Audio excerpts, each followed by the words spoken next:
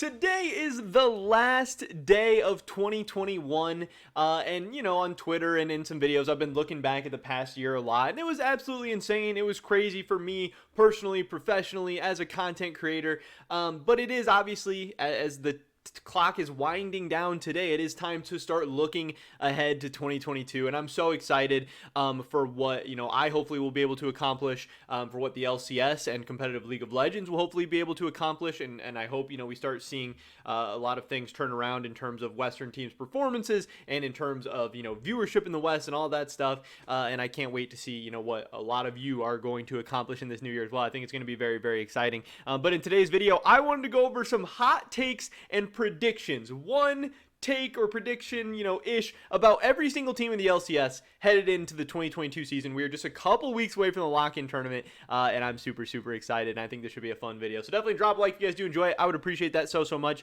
Subscribe to stay up to date on all my latest content, and consider checking out the first link in the description below for a new line of merch that I just dropped. We have, what I think are some interesting, funny, cool designs that hopefully you guys will enjoy. It's an awesome way for you to help support my content, my channel, and also actually, get something tangible and physical in return. But with that being said, let's get right into this. So I wrote down a little list, and we're just going to be going over, I'm going to be starting with some of the lesser teams, less interesting teams, and then working our way up to the big dogs. But here's what I have.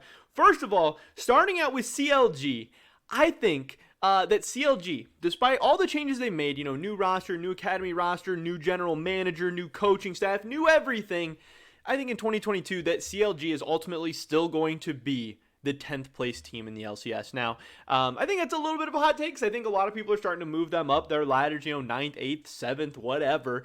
But just because CLG made changes are not necessarily upgrades. I think it's awesome that they made changes, and they absolutely needed to make sweeping changes to their organization, and they did that. Great. But again, how good are these new people that they brought in? How good are the new players, the new coaching staff, the new management?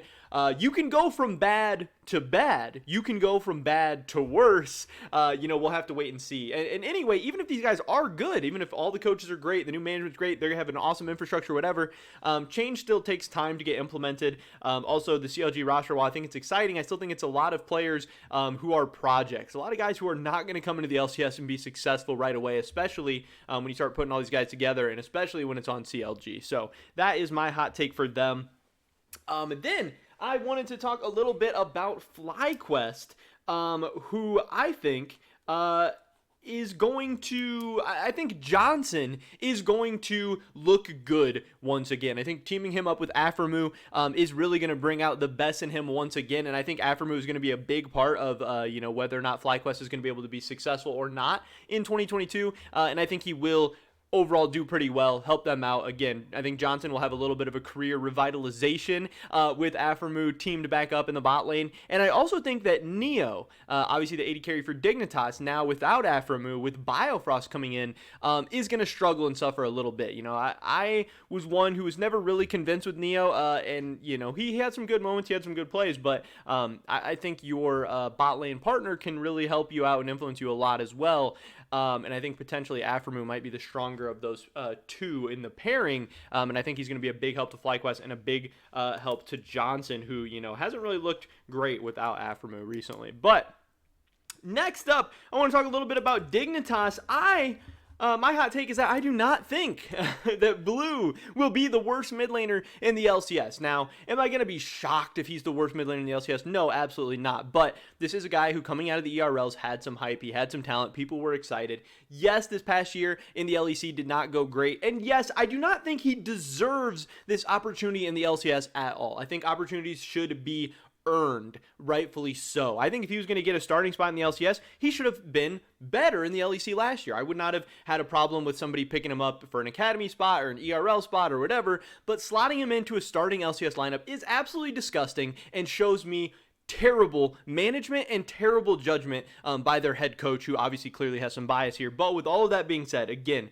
this guy has some natural talent. He has some ability, and he could rebound himself with Dignitas in the LCS in 2022. Again, I'm not saying he's going to be good. I don't think he's going to be good.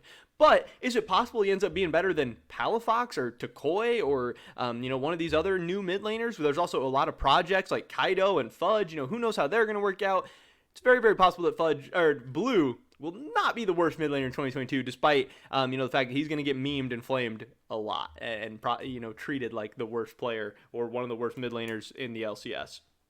Next up, I want to talk a little bit about Golden Guardians, who I think, this is my hot take for them, I think they will have top 5 solo lanes in the LCS. I think both Licorice and AblazeOlive by the end of the year will finish top 5 in their positions, and I think they're going to be an absolute strength of Golden Guardians. I think people are underrating both of them. Now, when you take a look at Licorice, this is a guy who's been considered the best top laner in the LCS, one of the best players in the LCS, just a couple of years ago. It has not been that long, so this should not be that hot of a take, but people are very, very down on Licorice right now after, how his stint with Cloud9 ended and how his year with FlyQuest last year went. But I think we absolutely started to see the beginning of a resurgence in Licorice once he got to Golden Guardians, and then I just flat out think that AblazeOlive is underrated. Again, same stuff for him. There's a lot of projects in the mid lane, Kaido and Fudge, Jojo Pune. How are all those guys going to work out? I think AblazeOlive is going to continue to be a rock in the mid lane for Golden Guardians, and I think he's going to be a reason why they're able to win a lot of games in 2022.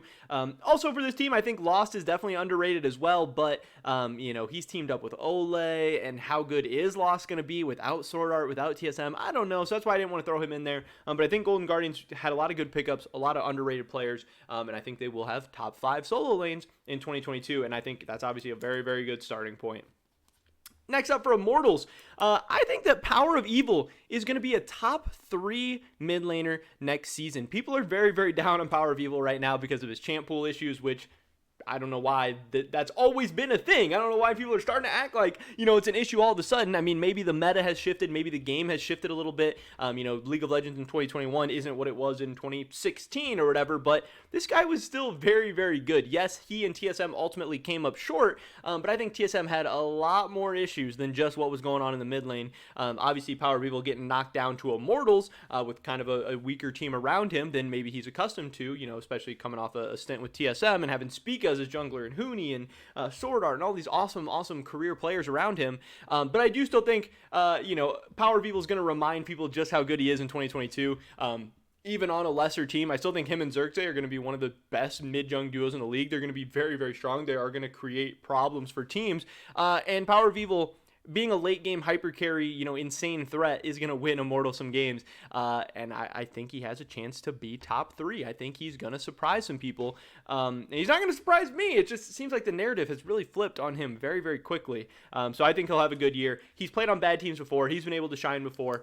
Nothing new here for PowerOfEvil. Next up, I want to talk a little bit about Evil Geniuses, who I think will win a trophy in 2022. Now, I'm considering a trophy lock-in, spring split, or summer split, and I don't really know which one of those I think they're going to win, but I would not be surprised at all if they win one of those. Maybe not summer, because I think that would be kind of crazy. I think at that point in time, Cloud9, TL, these teams are going to be ramping up as we get close to Worlds, but could I see EG, stealing away spring split, stealing away the lock-in tournament? Yeah, TSM has a ton of questions coming into the year. Cloud9 made a ton of changes. TL has a ton of really, really high volatile players on their team. And yes, 100 Thieves kept everything the same, but I think this EG team is very, very good. Impact and Vulcan, 2 of, the best players in their position in the LCS. Inspired's an LEC MVP. Danny was one of the hottest prospects in the world last year, coming up with Evil Geniuses in the summer split, having just a pop-off split, made one of the best plays we saw the entire 2021 season. And Jojo Pune is being hyped up as a generational North American talent. If the stars do align, if things go right, this team could have amazing results. And I think Peter Dunn is the perfect guy to have at the helm for a team and a roster like this with a ton of talent and even more potential, especially if coached up correctly. So I think that they are going to have a big, exciting year. And I think they're going to win a trophy in 2022. Next up, 100 Thieves, who I like 100 Thieves. You know, you guys see this right here. Wherever I got the 100 Thieves jersey hanging up, I got the I Am Germ rocking it. I like 100 Thieves as an organization. Love what they've been doing recently. I do not think that they will be competing in either Spring Split or Summer Split LCS finals. Now, I still think this team has a very good shot of going to Worlds, you know, potentially as a 3 seed for North America, but I think people are overrating this team a little bit. You know, Papa Smithy talks about how he thinks continuity and keeping the roster the same year over year is very, very valuable, and that's, you know, what 100 Thieves did. They didn't change their starting 5. They brought in Tenacity to be the 6th man in their 6-man rotation. And I don't love that. I think 100 Thieves, you know, already, they weren't super great as an LCS team in 2021. Yes, they did win the summer title, but again, that was coming from the losers bracket. Yes, they made the losers bracket run, but most years in previous LCS history before double elimination, they wouldn't even have been able to win that title, and they just would have been, you know, lost in the history of things. And then coming from the losers bracket, only having to beat the team in the finals once, that's still, you know, I think there's an asterisk about those titles. Either way, yes, 100 Thieves was one of the teams in contention the whole year, but last year, the 5 teams in the LCS were so interchangeable. Yeah, 100 Thieves won it that time, but if we ran that bracket back 10 times, would 100 Thieves win 10, 9, 8, 7, 6, 5, 4, 3 championships? I don't think so. You know, I think it was pretty close to like a 20-20-20-20-20 split between those 5 teams. So I'm coming in with lower expectations for 100 Thieves than some people. I also have questions about, you know, how good Someday really is, how good Tenacity is going to fit into this team, and how successful they're going to be making a 6-man roster work. That's tough to do. So yeah, I'm not super excited about 100 Thieves. I'm not as excited about a lot of other people. I don't think we'll be seeing them in either finals this year. Next up for Cloud9, my hot take is that I think Blaber is going to struggle this year. Now, obviously he's a volatile player. We've seen him have his ups and downs. But with LS coming into this team, creating this new atmosphere, all this stuff, and LS has already talked about it a little bit. You know, there's been past clips where LS has straight up been flaming Blaber, saying he's not that good, he's playing terrible, he'd be the 5th or 6th best jungler in the LEC, or whatever the heck he said. In a recent interview, you know, he said he doesn't know Blaber personally, so he doesn't know if he's a grinder, he doesn't know, you know, if he's gonna... He doesn't know. He's not saying he's not a grinder. He's just saying, I don't know. You know, we'll see. It just seems like he's not as high on Blaber as some other people. When you look around at this roster, he has, you know, Korean top laner, Fudge in the mid lane, 2 Koreans in the bot lane. Blaber kind of feels like the odd man out to me with this Cloud9 team. And yes, Blaber's a beast. He's won, you know, 2 out of the last 4 MVPs. He's a spring split god. He finally made it to Worlds last year, finally got out of groups, did a lot of good things. And some people think, you know, LS and Blaber can help take each other to the next level. But I think that Blaber might struggle a little bit in this new, you know, LS atmosphere with Cloud9 this year. And that's kind of what I'm thinking. I think the C9 team is exciting in a lot of different ways, but I don't know if this will be the year for Blaber. And then, you know, if he does struggle, could this be his last year with the team? I don't know, but that is my hot take for them. Next up, Team Liquid, I think, and I'm predicting they will make it to the semifinals at Worlds. Now, I don't know if this is a hot take. You know, a lot of people are saying this is an awesome team, the best team the LCS has ever assembled, yada, yada, yada, but some people are trying to take them down a peg. You know, some people have questions of how good Bjergsen's going to be. Will Santorin stay healthy? Is Whippo going to int? You know, how good is Han Sama going to be in North America as opposed to in Europe? All this stuff. But I think a lot of these questions are going to break TL's way. I think they're going to go their way. I think TL will be, you know, one of the best teams in the world in 2022. Hopefully, obviously, that's some NA copium, but I do think that TL will hopefully be able to make it to the world semifinals, and then ultimately, I think they will be remembered as the best LCS team in history, at least up until this point. I really do think they have a chance this year to surpass that 2016 TSM team, who, to me, right now, is the best team in LCS history. Finally, the big one. We're getting into TSM. My hot take for them is that TSM will not make Worlds in 2022, which I don't think is that hot of a take. You know, they haven't made Worlds 3 out of the last 4 seasons, and the one time they did, they went 0-6 at Worlds. TSM has definitely been struggling. In this offseason, they're going cheap, they're going young, they're doing a lot of weird different stuff that people are very, very critical of. But I ultimately think if TSM, you know, in this world, when TSM does not make it to Worlds in 2022, I think this could be, and this is another hot take, I guess, Spica's last year with the team. I do believe he only has 1 year on his contract. We know he's a guy who's talked about, hey, you know, I might want to go to China. I don't want to waste my prime. I want to go play with the best of the best. And if he has that kind of attitude, how long is he going to stay on TSM if they're a top 4 team or a top 5 team, maybe even in the LCS, and they keep not making it to finals, keep not making it to Worlds, especially as the World starts to go back to normal and we start to have sold out arenas for LCS finals and sold out arenas for Worlds and all this stuff, and Spica's sitting at home, he's going to be sitting in the TSM facility watching from home?